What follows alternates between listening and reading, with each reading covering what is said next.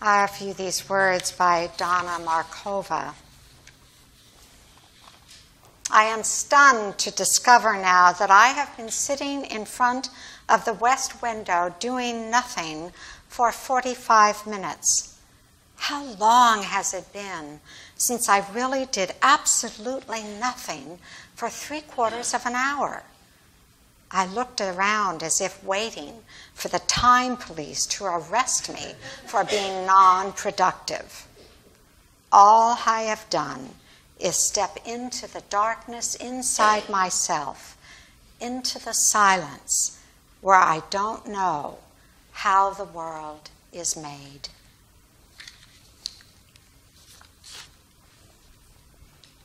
Fire up those engines.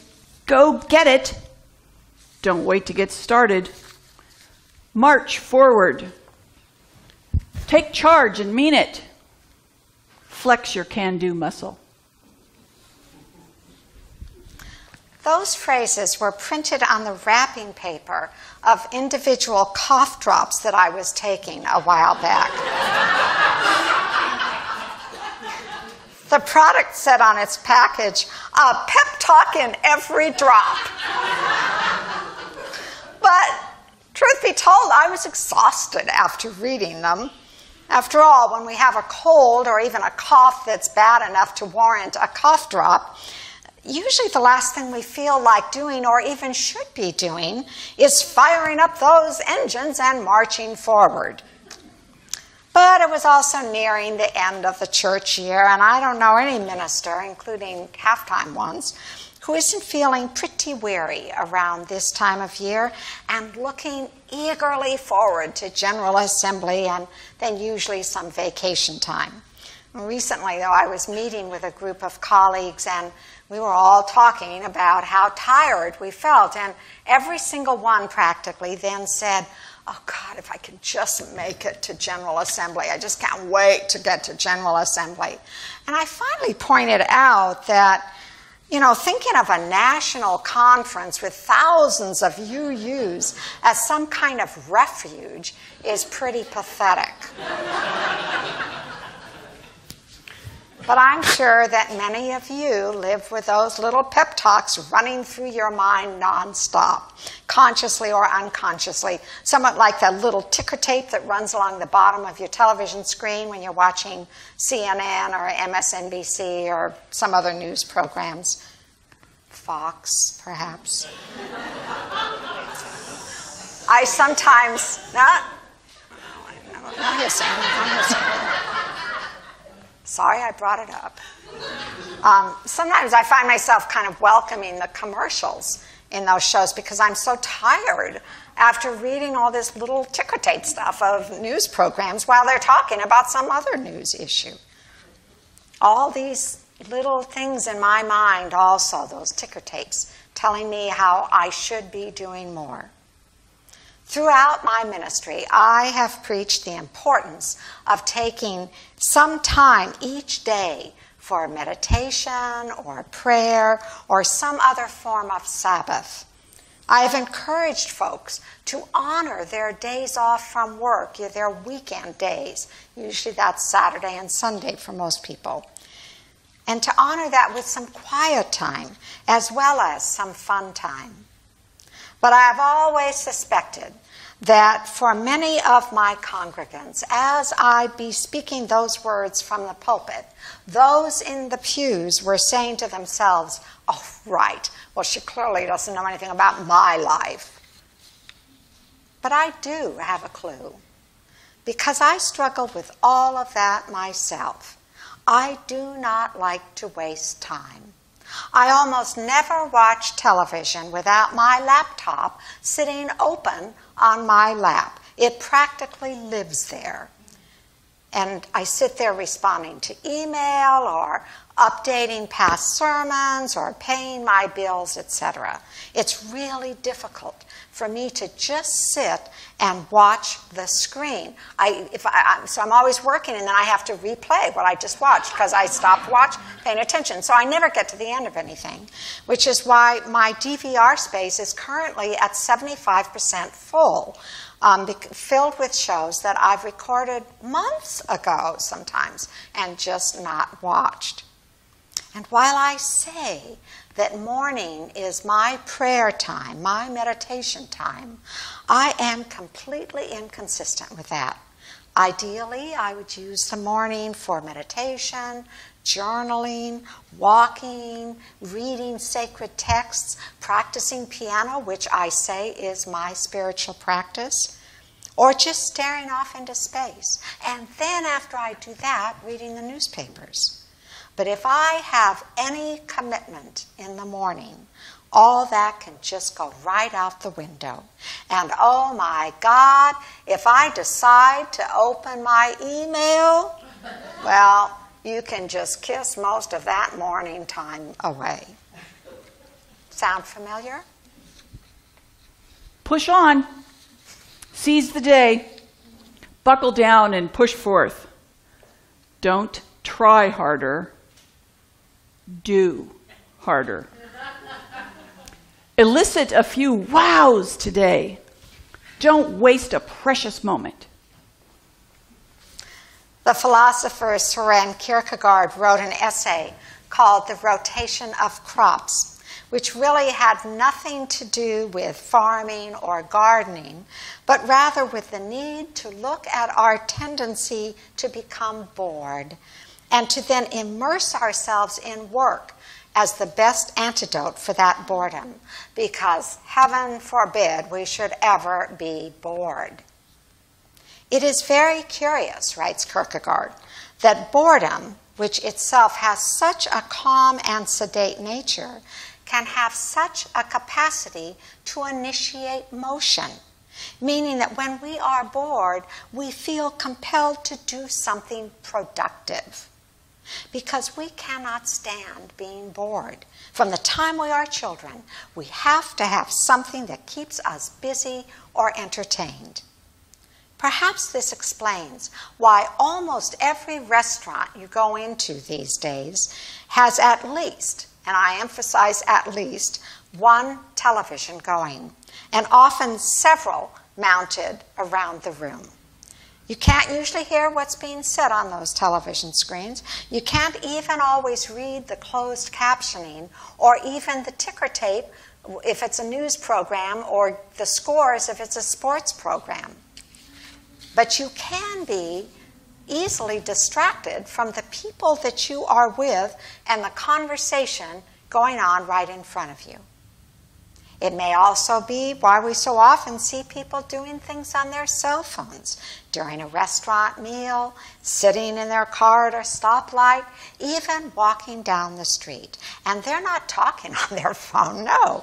They're texting or emailing or playing a game. And really, I can't be very judgmental of them because I do the same thing myself. We seem nowadays to need constant stimulation, no matter what it is, and being surrounded by television screens or absorbing ourselves in our smartphones feeds that need. I think Mr. Kierkegaard would be very impressed, but not favorably. Because he also goes on to write in that essay that the antithesis to boredom shouldn't always be work or other activity. The antithesis to boredom should be idleness. To the old adage that idleness is the root of all evil, he responds, on the contrary, idleness is so far from being the root of evil that it's rather the true good.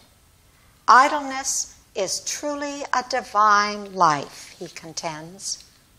So perhaps wasting time can be good for our spirit. Perhaps rather than always worrying about doing, we need to concern ourselves more with being, with doing nothing, so that we can step into ourselves. As a colleague once said, don't just do something, sit there. I wonder what it is that makes us so uncomfortable about doing nothing. Perhaps that when we allow ourselves to be idle, to waste time, we won't like what we experience. There will be too much anxiety or emptiness. maybe even some sadness. But I tell you, when we can face that and move through it, the joy and the release that comes from doing nothing can be exhilarating. It can make your spirit soar. Power through. Let's hear your battle cry. Put a little strut into it. You've got it in you. Turn can do into can did.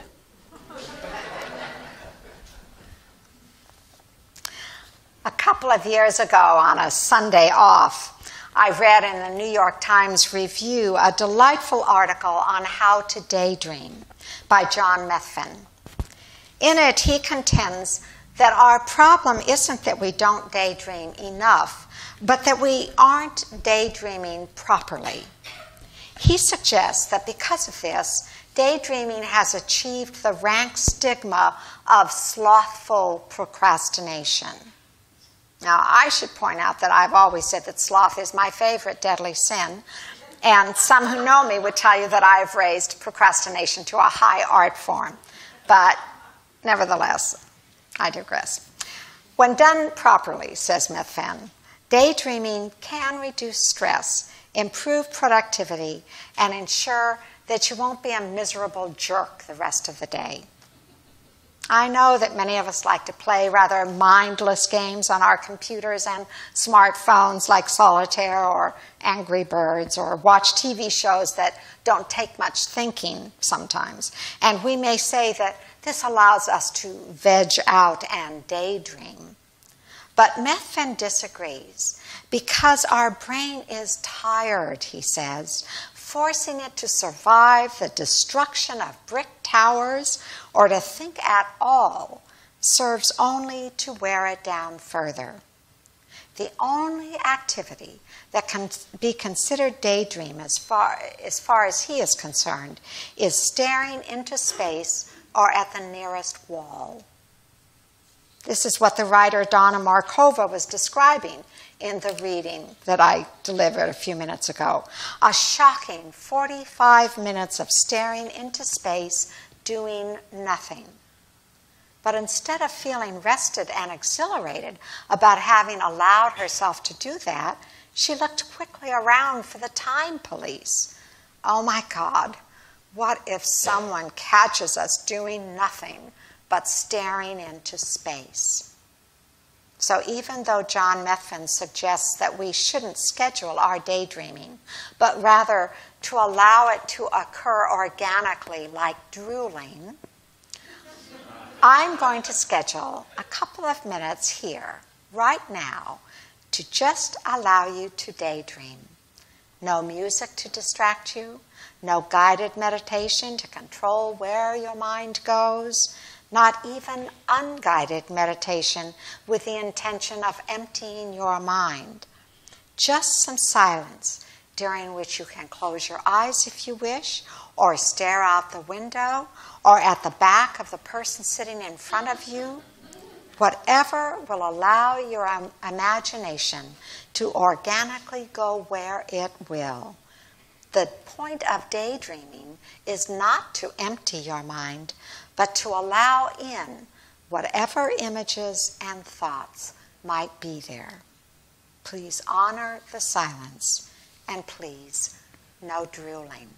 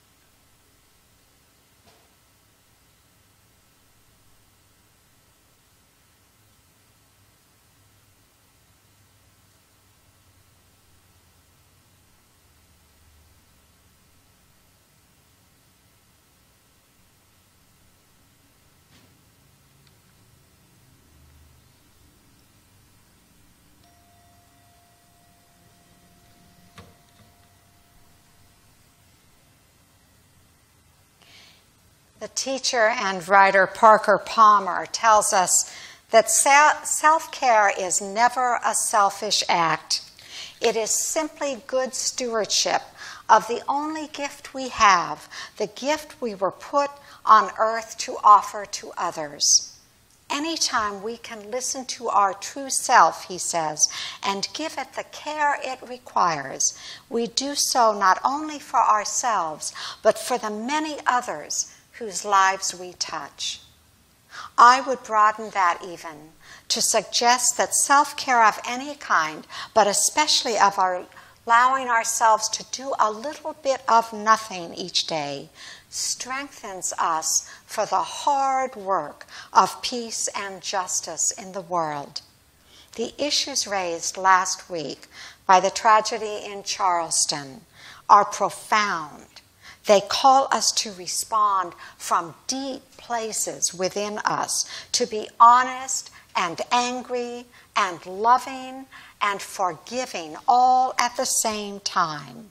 How can we do this if we never stop and allow stillness into our lives? We are entering the traditional season for vacations, for taking leave of our jobs and spending some quality time with our kids, our grandkids, or maybe just with ourselves. It is meant to be an extended Sabbath, an extended time for rest, not just for getting all those things done that we never have time to do the rest of the year. So slow down. Waste some time this summer, a little bit every day, and let your idleness take you closer to the divine. The world will still be here with all its needs, but we will be able to address those needs better if we allow the goodness of idleness and wasting time to carry us for a while.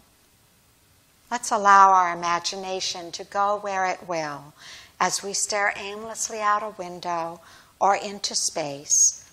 As John Methvin suggests, we should daydream about things that make us smile, because no summer day is complete without a grown person staring at the wall, just laughing. May this always be so. Amen.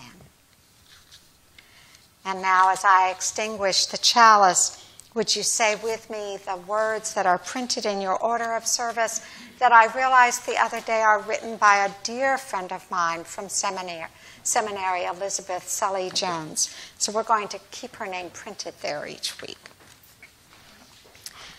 We extinguish this flame, but not the light of truth, the warmth of community, or the fire of commitment. These we carry in our hearts until we are together again.